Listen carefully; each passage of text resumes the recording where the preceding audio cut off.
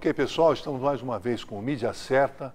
Hoje o nosso convidado é o Henrique Abreu e Lima, publicitário, que está nos dando o prazer aqui da sua visita. Obrigado, Henrique. Obrigado a você da pelo MC2, complementando aqui, da MC2 Propaganda. É isso, né, Henrique? É isso, MC2. Obrigado aqui por você estar conosco. conosco. Obrigado pelo convite. E estamos aqui para bater esse papo mesmo. Você que tem uma boa história para contar para a gente aí, além do teu começo como publicitário, também a tua grande experiência que você teve de 9 anos no Oriente, né, no Japão. No Japão, né? E que deve ter sido uma história muito bonita, Foi. muito bacana. Foi. Né? E que você, na verdade, você está me contando que você formou na Metodista em São Bernardo. Em São Bernardo. Você é paulistano? Não, sou ararense. Ararense? É, Araras, ok. De Araras, no interior. E aí você começou a fazer lá em São Bernardo? Na época eu prestei artes plásticas. Lá na Metodista? Não, prestei na PUC, em Campinas, passei e prestei publicidade e propaganda na Metodista e acabei optando por publicidade mesmo. E você formou lá e veio... Como é que você veio parar aqui em Araraquara, cara? Me formei em 92, aí logo depois da faculdade eu abri uma agência chamada Elia Arts Design no Itaim Bibi, na Bandeira Paulista, com um amigo. Sócio. Aonde que você montou aí? No Itaim Bibi, na Rua Bandeira Paulista, ficava em São Paulo. Uhum. A gente ficou 2 anos com a agência, aí acabou que ele foi para a Flórida e a gente manchou a sociedade. Nessa época na agência foi legal que a gente atendeu o France Café, fizemos uma campanha para o France Café. A France Café existe ainda? Ainda assim, é um pouco diferente a configuração da coisa, mas ainda existe, ela estava no começo, era bem legal. E a grande coisa...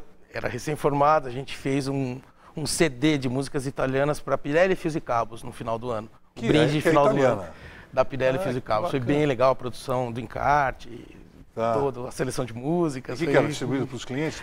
Foi dado para os clientes como brinde de final de ano. A gente produziu um jingle de mensagem de final de ano da Pirelli Fios e Cabos. Que era a primeira faixa do disco, essa foi a grande coisa, saindo da faculdade já pegar uma Pirelli, Fios e Cabos, foi uma oportunidade ajeitada aí do network, que foi legal. Aí da Elia eu fui para uma agência pequena em Santana, alguma coisa de catálogos era catálogo para construtora, de material de construção, e estampas para uma marca de surf. Entendi. Para camiseta. Então a gente produzia isso lá e tal. Fiquei um tempo numa produtora de jingle, spot e tal, em São Paulo. E aí meu irmão morava aqui. É professor da Unesp de odontologia. Seu irmão então morava aqui. Então ele já tinha vindo antes, com certeza. Bem antes. Bem antes, E aí numa conversa, falou, por que você não veio para cá? Eu já estava há 8 anos em São Paulo. Beleza. Vim de Malicuê. E você veio que ano para cá? 96. 9,5. Já faz um bocado de tempo. Em 96. Aí, o meu primeiro contato em Araraquara foi o Humberto. Pérez. Humberto Pérez, meu padrinho. Você conhece o Humberto Pérez? Conhece? Quem não conhece o Humberto Pérez? O Humberto Pérez foi meu padrinho. Ele foi o primeiro contato. Ninguém é perfeito. Né? Você também é palmeirense? Não. Bom, então tá bom. Aí, ele foi que falou, olha, tem assim, na época ele falou, tem agência aqui, tem o Battistini, tinha a WL, tinha a Ideia Fixa e tal. E aí eu dei uma olhada e fui trabalhar na Ideia Fixa. Eu sobrevivi ao Ticão. Encontrei com ele sábado no supermercado. Sobreviveu ao Ticão. O Mário Nigro também sobreviveu ao Ticão. O Mário Nigro acho que trabalhou com o uma figura. Na época eu fazia dupla de criação com o Zagallo. Sim, Ricardo Zagallo. Ficava ali na Feijó, se não me engano. Na Feijó. Isso. A gente começou no edifício Barbieri. Aí alugou e reformou a casa, ficou toda bonitinha. Isso eu me lembro dessa época. E eu fazia dupla de criação com o Zagallo, que é nosso padrinho de casamento, inclusive. Amigão mesmo, assim, uma figura. E daí da Ideia Fixa, cheguei a fazer house numa empresa de sucos aqui, a Sun Home, na época, desenvolvendo rótulo, a rotulagem, embalagem, cartaz e tal. E montei a Zoom Propaganda. Zoom ou Zoom? Zoom Propaganda, Isso já era que ano? Já era 99. Foi... Bom, você veio em 96, 2 anos depois. 2 anos depois. Aí surgiu a oportunidade de a gente ir para o Japão. Você já casado, já filho? Já tinha casado. Tá. Meu filho já tinha nascido, tinha 1 ano e meio, o Léo. Aí... Em 96, 98? Em 98. Ele nasceu em 97, nós casamos em 97, ele nasceu em 98. E aí você foi pro Japão? E aí nós fomos pro Japão no ano 2000. Em 2000? É. Em março de 2000 a gente desembarcou, né? E foi lá também assim, na base do... Vamos ver o que acontece ou tinha... Na verdade, assim, a gente queria ter uma experiência de vida acima de tudo. Bacana. Família, papai, mamãe, filhinho, do outro lado do mundo. Deixando um rio de lágrimas para trás. Claro, vovó, tio. Eu imagino. Desespero. E aí, o mercado japonês brasileiro no Japão, nos anos 2000, era extremamente generoso. A gente está falando de 250 a 280 mil pessoas. Brasileiros. Generoso, lá. Muito generoso. Então, chegando lá, eu fui para Tóquio. Era uma empresa chamada JB Communication. Ela é formada por um jornal em português, chamado Jornal Tudo Bem. Tinha uma revista, Made in Japan. Tinha uma importadora de livros, chamada JB Books. E a agência, que era a JB Creative. Agora, você foi para lá já com isso? Não, isso foi currículo, foi chegou na caruda. Cheguei, mandei portfólio. Portfólio na época era de prancha mesmo. Claro. As pranchas com papel vegetal, tudo bonitinho. No envelopão. Físico mesmo. Era físico. Aí os trabalhos e tal, foi bem legal assim. Você já falava inglês bem? Sim, mas apesar disso, era em português, era uma empresa brasileira. Então a gente trabalhava... com japonês brasileira no Exato, Japão. Era Japão-Brasil, era JB, Japão-Brasil, então era mista. JB, E aí estava abrindo uma vaga para o diretor de criação da agência, da JB Creative. E o cara estava saindo e eu entrei nessa posição lá. E era interessante porque existiam muitas importadoras que a gente atendia na Creative. Então as importadoras, elas traziam balduco, azeite galo, Parmalat, enfim. E a JB... Tudo que era e a Creative, exato, e a Creative fazia essas propagandas. Então a gente até assinava o nome da importadora, mas a propaganda era do produto. Do produto. Então assim, você fez se fiz propaganda pro Velho Barreiro, fiz mesmo, é verdade. A gente tentava pelo menos deixar a comunicação à altura do produto, que tem a linguagem que era usada aqui e tal, para não ficar uma coisa... Mas foi super legal, né? Aí a gente atendeu o Banco do Brasil, o Banespa na época, que ainda era, depois virou Santander. Isso. E aí começaram alguns clientes japoneses que eles chamavam de a criação ocidental, porque a criação estética japonesa de propaganda é deles, não tem ninguém no mundo que faz uma coisa daquele jeito. Então, vamos entrar nesse negócio aí que eu acho interessante, cara. Como é que esse negócio é deles? Porque eles ficam aqui pertinho da gente, né? Do lado, né? Quase que é do lado. Cara, é uma coisa assim... Eles têm agências... sem dúvida. Quer dizer, o que você tem tipo exportação, ele tem uma cara ocidental. O que é local é muito maluco. Eles trabalham assim, visualmente, com a coisa de extrema saturação, onde tem um espacinho, tem alguma coisa escrita. Ou tem uma bolinha com um troço, ou tem um pontinho. É tudo muito lotado, assim. Tá, mas isso gera saturação ou é uma poluição visual? É poluição visual e é estético. Tipo, eles tratam chá verde como perfume importado, assim, como um Chanel. Entendi. Então, a propaganda do chá verde é aquela coisa clean, um gesto, uma assinatura só. Quando você vai falar de um palitinho de chocolate, por exemplo, um sticker qualquer, nossa, aí explode. É tudo muito colorido, tudo muito escrito, muita informação, assim. E eles se entendem, eu acho que isso deve funcionar. Né? Porque... Com certeza. Mas a gente assusta.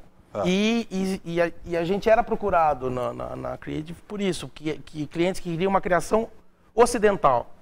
Entendi. No caso de um cartão de crédito, ou entender uma linguagem que eles chamavam de ocidental. Para quebrar um pouco esse formato que é deles. Eu acho que era a característica deles. Que é deles. Então, e eles procuravam procurava e a gente atendia, lógico.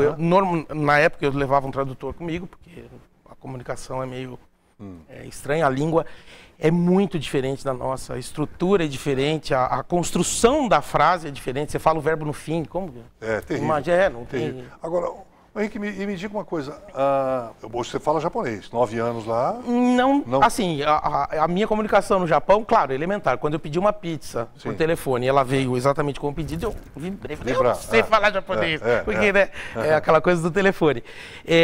Mas assim, claro que como eu era cliente, para fornecedor, gráfica, placas e tal. Então eles tinham um esforço danado, eles faziam um esforço para me entender claro, né?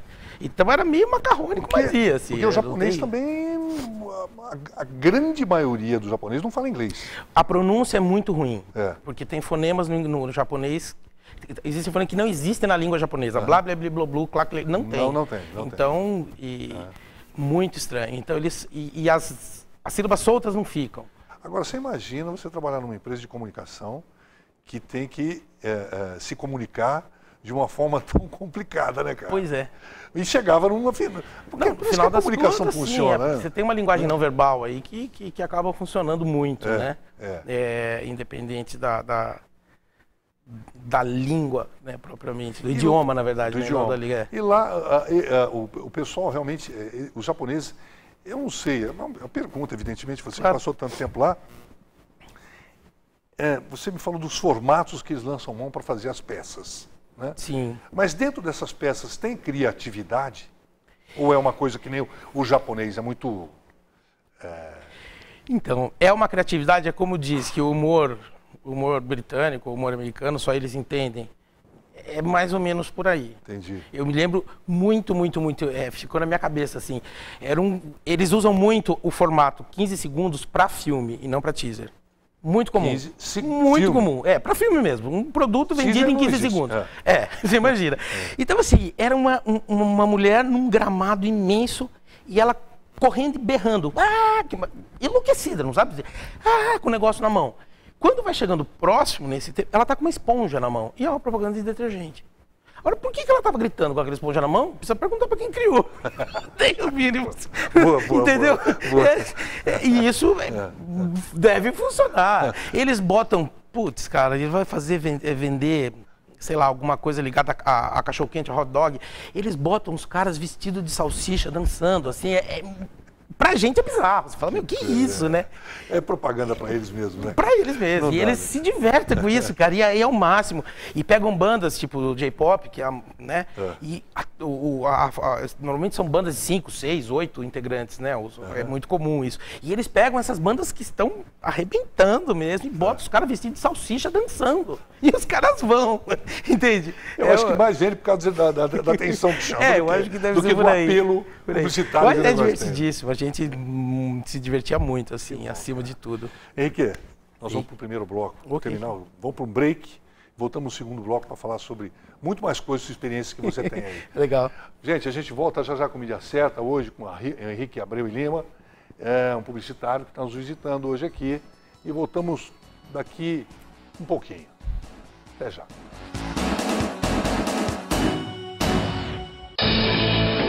Os trabalhos de preservação ambiental, as pesquisas para salvar a biodiversidade e os projetos de desenvolvimento sustentável. Um compromisso sério com você e com o meio ambiente. Todo domingo, 5h30 da tarde, não perca o respeitado e premiado Repórter S.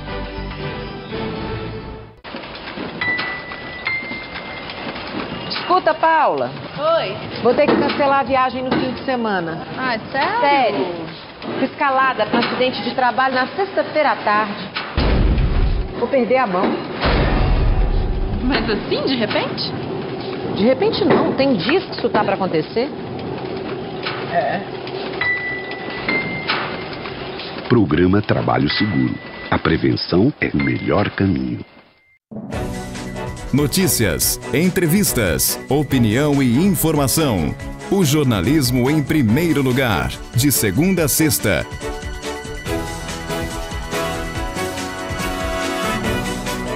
Em breve, São Carlos vai ganhar um novo centro comercial, o Passeio São Carlos. Um mix de lojas de conveniência e serviços com mais de 450 vagas de estacionamento gratuito, localizado em uma área privilegiada da cidade. Supermercado, academia, drive-thru, praça de alimentação e home center, distribuídos em espaços abertos, modernos e agradáveis. Conheça o projeto e faça parte você também. Passeio São Carlos, o melhor ponto para sua loja.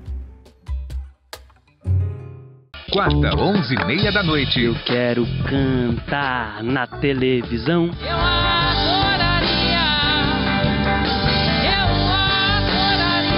Aumente o som da sua TV, porque a cultura é livre. Muito papo, muita música. Com toda liberdade. Não poderia ser melhor. Quando eu cheguei em casa aquele dia, de repente vi... Tem gente que não pode ver. É te ver feliz.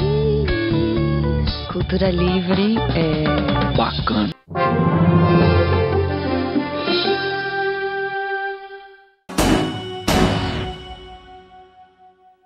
Ok, pessoal, estamos de volta com Mídia Certa. Hoje recebendo aqui publicitário Henrique Abreu e Lima. Teve uma experiência fantástica, já nos contou um pouco, vai nos contar um pouco mais, aliás, da experiência que ele teve lá do outro lado do mundo, no Japão, e que está 5 anos de volta aqui para o Brasil. O que te fez, depois de 9 anos, num lugar totalmente diferente do nosso, né? Eu diria que um outro mundo, sim, em todos os sentidos, não só cultural, mas também... Até a torneira, lugar. Exatamente, tudo. A rosca é invertida. É a rosca invertida. O que te fez você voltar para cá, para o Brasil, para essa terra tão maluca? Publicidade e propaganda, comunicação é universal, claro, na verdade. Claro. Né? Mas voltar para o Brasil... Olha, algumas coisas... Há 5 anos, né? Há 5 anos. Uma delas a gente... Desculpa, uma delas é a seguinte, viu, Douglas? Encheu a burra e veio para cá. Não é por aí, não. É de verdade. A gente, como um bom núcleo italiano, né? Você consegue imaginar o que significou para pai, mãe, vô, vó, né, no caso... Léo, esse tempo todo longe. Esses 9 anos que você ficou lá, você vinha? A gente veio uma vez depois de 6 anos. Uma vez, cara? Depois de 6 anos. E aí, 2 anos depois, a gente veio novamente. E aí viemos definitivo. Mas ainda assim, você imagina, a gente levou uma criança de 1 ano e meio e trouxe um moleque de 10, quase. Pô, quer dizer... É muito cruel, assim, essa distância, eu acho. Acaba não fazendo bem num determinado momento para ninguém mais. Você tem razão. Entendeu? O aniversário era nós 3. Um tirava foto, outro batia palma e o outro soprava a velhinha. Era uma coisa... Entende? Que a festa do avô na escola, meu filho usava um avô emprestado. Um avô e uma avó que eram voluntários para as crianças que não tinham. Aqui, imagina, eles queriam morrer, ele tem avô. Não tem a dúvida. Entendeu? O teu filho foi alfabetizado? Foi, ele é bilíngue, agora já fala bem. Ele é fluente. Fluente, já fez exame de proficiência, inclusive. Ah, que bom. E em chinês também. Chegou aqui, ele começou mandarim e já fez proficiência, primeiro grau também de mandarim. Então já... Ele é fluente mesmo. Ele é bilíngue e a língua primeira dele era japonês, por muito tempo. Mas falava português corretamente. Pratica hoje para não perder a embocadura? Sim. Todos os devices dele são todos em japonês. Tá tudo lá, tudo em japonês. Ele até fazer uma graça com as meninas, né? E esse lado emocional... Teve o lado emocional. Teve uma promessa que ele nos fez, até foi uma coisa que nos... Não assustou, mas nos surpreendeu. Ele falou: eu queria que vocês me prometessem que eu vou passar a minha adolescência no Brasil. Olha que bacana, cara.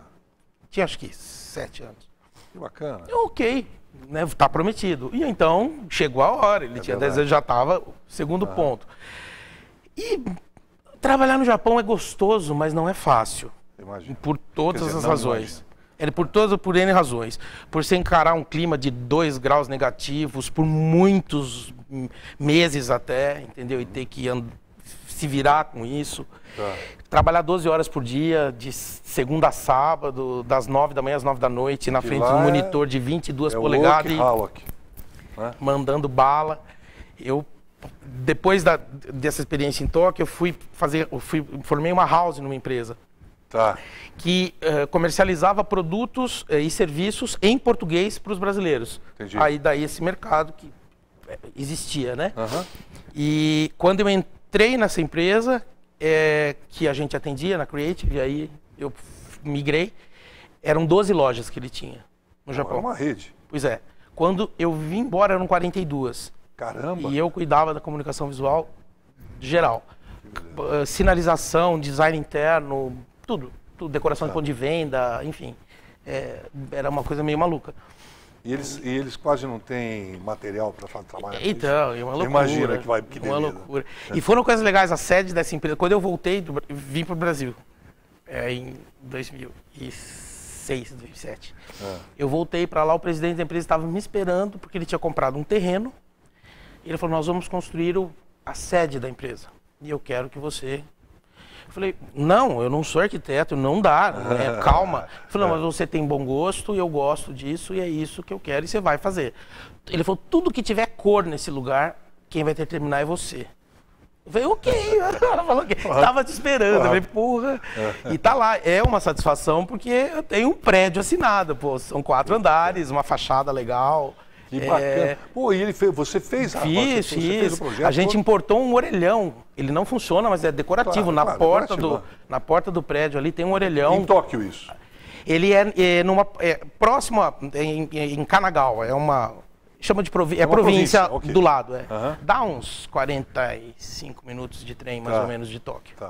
Ô, Henrique, depois, bacana. E aí, você veio para cá há 5 anos atrás, você já abriu a MC2? Não. Como é que foi? Eu vim para cá, aí, enfim, readaptação no geral, de mercado, tinha um monte de agência nova, um monte de gente... Nova? O mercado já não conhecia mais, né? Assim, não era como eu tinha deixado, óbvio, ainda bem, né? Claro, ainda bem. Fica 10 anos o negócio parar. Ainda bem. E eu acabei sendo contratado na prefeitura, na Secretaria de Comunicação. Então eu fazia a atualização do site. A gestão aqui agora do Marcelo? A gestão do Marcelo. Isso em 2009, em 2010. Eu fiquei até metade, quase 2010. Com a Fernanda? Entre 2009. Era a Fernanda, Mauro Nério, TT. Maurinho Nério, TT. Tadeu Queiroz, que é meu amigo já há 20 anos, né? Que eu conheço desde a época da Ideia Fixa. A gente trabalhou lá também, juntos, amigão do peito. E aí fazia a atualização do site e algumas coisas para as secretarias. Cartaz, logomarca, enfim, foi indo. E aí surgiu a oportunidade em 2011 de montar a agência novamente. De montar uma agência de novo, que eu já tinha tido a experiência da Zoom. E aí eu montei Aí você não reativou a Zoom, você abriu uma nova. Abriu a MC2, A MC2. A MC2. Tá. E você está com ela há 4 anos? Desde 2011, isso. E me diga uma coisa, hoje você está há 4 anos no mercado, muito embora tenha ficado tanto tempo fora, mas 4 anos já deu para readaptar. Aí é claro, que deu, né? Hoje você tem a Contato que você atende como cliente, não é isso? Sim. Do Rodrigo. E você tem mais alguns clientes? A gente atende a Contato, materiais elétricos, isso, que é um cliente que é do Rodrigo. Do Rodrigo, desculpa. Do Rodrigo. A gente atende a Antonella, o Empório Antonella, da Aline Cascossa. Já fizemos um trabalho de é uma delícia, cardápio. Eu adoro o lugar, adoro a comida e eles são muito queridos casal, também. Né? Eles são muito queridos, o irmão o Edson, que está no Empório também. Então a gente vem fazendo um trabalho com a Antonella de Facebook, de comunicação.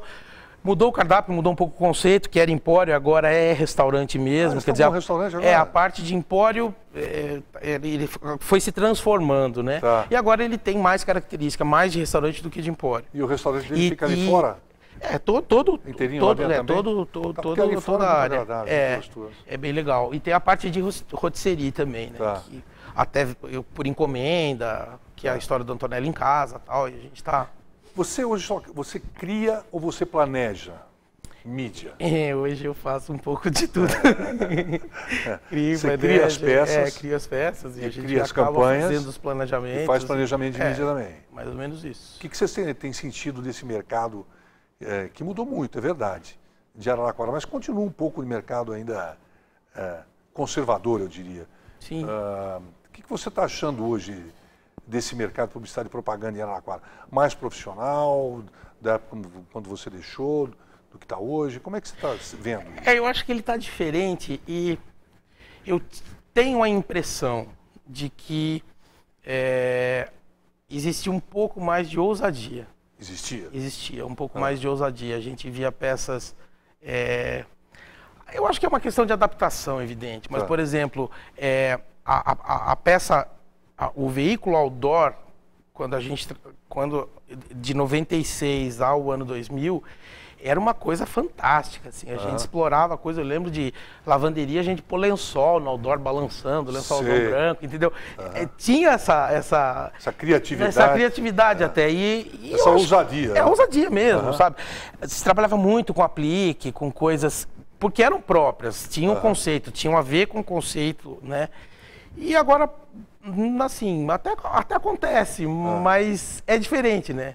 Não vou julgar se é melhor ou pior, mas diferente. Tá diferente. Né? Não tenha... Eu sinto um pouco falta dessa ousadia. Sim. E aí fico pensando se essa falta de ousadia não acredito que seja exclusivamente falta de ousadia de quem cria, mas de quem está recebendo isso. Do cliente. Tá. Sabe, fica um pouco será? preocupado. Será? Aí não, o conservadorismo fica Exato, um pouco, eu acho que fala um pouco mais alto. Encaretou-se, tudo se encaretou um pouco. Tá. E publicidade é ousadia, né, amigo? Pois é. Com responsabilidade. Claro, você não pode... Né? Mas é ousadia. E você vê muito, né, essa coisa de mídia imprópria, ou seja, você vê um anúncio veiculado num lugar que não é dele, não tem nada a ver. Inadequado. Inadequado. Ou a peça utilizada de forma incorreta. Um outdoor que tem um texto gigantesco. Não tem sentido nenhum. Você tem 3, 4 segundos para ler aquilo. Nem isso. Né? É um piscar de olhos mesmo, né? Aí o cara escreve uma Bíblia. Pois é, e aí você fica, será que foi... Exato, será que foi... E aí, foi o cliente que quis assim, ou foi... E aí, né? Isso fica meio complicado, a gente nunca sabe direito. Eu vou falar uma coisa, francamente, para você como publicitário também. Cara, eu não sei até que ponto, porque eu estou aqui do lado como veículo já há tanto tempo, mas eu digo o seguinte, eu sei que o cliente tem que ser respeitado. Claro. Né? Tem que ser respeitado, porque a verba dele, a gente sempre fala isso. Né? E cada vez mais a agência, como consultora, tem que ser responsável por aquela verba que ele está destinando para a campanha, tem que ser tem que ser maximizada. Muito bem aplicada e tal. Mas eu acho que isso vai até a página 3. A partir do momento que o cliente fala assim, eu não quero esse veículo, quero esse, não quero essa peça, quero aquela, eu quero que você faça. Desculpa, amigo. Você vai perder dinheiro. Eu vou embora, porque... É isso. Não dá, porque aí... Por que eu estou fazendo aqui? Existe essa sensibilidade de driblar essas situações, mas muitas vezes eu acredito que acontece. Você vê que fala, só pode ser. Só pode ser. Só pode ser. É aquela velha máxima que você vai fazer um VT, o cara chega com a filhinha dele de 2 anos, fala, essa aqui vai ser a modelo. Pois só pode ser, cara. Não tem outra explicação. Não é próprio, não é dela, caramba. Legal. Henrique, muito obrigado. Cara, nosso tempo passou rápido aqui. Passou mesmo. Mais uma vez. E a gente tem tanta coisa para conversar que oportunidades não vão faltar. Com certeza. E eu vou até, com certeza, na MC Quadrado lá para tomar um café e continuar esse bate-papo. Vamos sim. E mais uma vez agradeço o convite e também me ponho à disposição aí para o que vocês precisarem. Obrigado, cara. Ok? Um prazerzão. Igualmente, valeu. Cara. Ok, pessoal. Mais um programa Mídia Certa. Hoje falando aqui com Henrique Abreu e Lima, da MC Quadrado. Lembrando que esse programa vai ser reapresentado no sábado, às 17h30. Nos vemos lá. Um abraço.